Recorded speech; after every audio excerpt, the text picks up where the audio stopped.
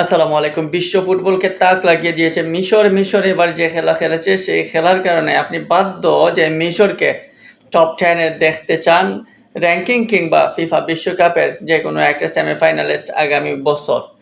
So এইরকম অবস্থা সৃষ্টি হয়েছে মিশরের পারফরম্যান্সের কারণে। মিশর এভাবে খেলবে কেউ ১ম যখন গ্রুপ স্টেজ হয় তখন কি কেউ ভেবেছিলেন যে মিশর এইরকম পারফরম্যান্স করবে? শেষ পর্যন্ত রাউন্ড অফ 32 তে আর্জেন্টিনাকে একদম কাঁদিয়ে ছাড়বে।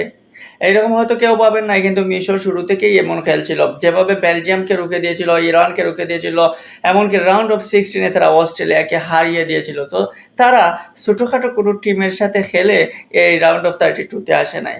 বড়, বড় রাঘব বোয়ালদেরকেই ধরেই তারা এই পর্যন্ত এসেছে। সো সেখানে এসে ভাগ্য হয়তো তাদেরকে সায় দেয় নাই এবং কিছু কলঙ্কিত অধ্যায়ের কারণে, কিছু নিয়ম-নীতির কারণে আসলে তারা রাউন্ড অফ 32 তে আর্জেন্টিনার কাছে পরাস্ত হয় এবং তাদের কিছু ভুলও রয়েছে। লাস্ট ১৩-১৪ টা মিনিট তারা তাদের যে গোল, ২ টা গোলে এগিয়ে ছিল সেই গোলগুলো ডিফেন্স করতে পারে নাই। যদি ডিফেন্স করতে পারত তাহলে হয়তো আর্জেন্টিনাকে হারিয়ে কোয়ার্টার ফাইনালে মিশর খেলতে পারত। যাই হোক, যেটা ঘটার সেটা তো ঘটে গেছে, কিন্তু মিশর যে সেটা করেছে সেটা দেখিয়ে দিয়েছে যে আফ্রিকান অঞ্চল থেকে এবার যে ৯-১০ টা টিম এসেছিল তাদের প্রত্যেকেরই পারফরম্যান্স একদম সেই লেভেলের পারফরম্যান্স ছিল এবং সেই সাথে তারা আফ্রিকান টিম যারা রয়েছে তারা সবাই মোটামুটি ইউরোপিয়ান টিম কিংবা এশিয়ান টিম সবাইকে কিংবা কোপা আমেরিকার সবাইকে কাঁপিয়ে দিয়েছে। বিশেষ করে মিশরের পারফরম্যান্স আলাদাভাবে উল্লেখ করতে হয়, কারণ মিশর এত সহজেই আর্জেন্টিনাকে ছেড়ে দেয় নাই। আর্জেন্টিনা এক পর্যায়ে হয়তো ভেবেছিল যে তারা হেরেই বসে আছে।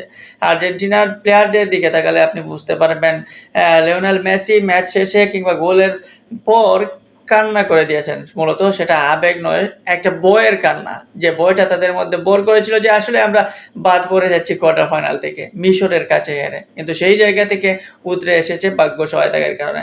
যাই হোক, মিশর কিন্তু এবার বিশ্বকাপে চতুর্থবারের মতো আসছে। টোটাল তারা ৪ টা বিশ্বকাপ খেলল। ৪ টা বিশ্বকাপের এবারের পারফরম্যান্সটা সেরা পারফরম্যান্স। এর আগে তারা গ্রুপ স্টেজ পর্যন্ত খেলেছিল। ১৮ বিশ্বকাপ খেলল তারা, ২২ এ তারা উত্তীর্ণই হতে পারে নাই।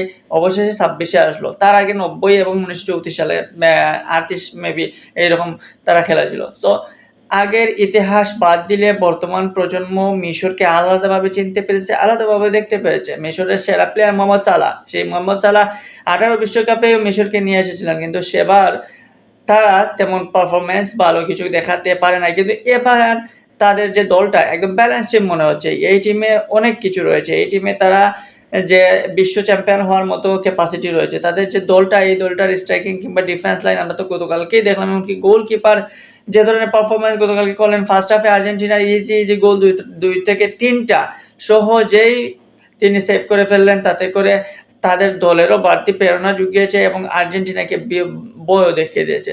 সো দারুণ একটা টিম। এই টিমটা যদি এবার সেমিফাইনালও খেলতো তাহলে অবাক হওয়ার মতো না। কারণ এই টিম তাদের যোগ্যতার ভিত্তিতে এসেছে এবং তাদের কোচেরও পাওয়ারটা দেখা গেল কালকে আর্জেন্টিনার সাথে হারার পর, যেভাবে তিনি তার প্রতিবাদ জানানোর ভাষা যত রকম করা যায় সব ধরনের প্রতিবাদ জানিয়েছেন।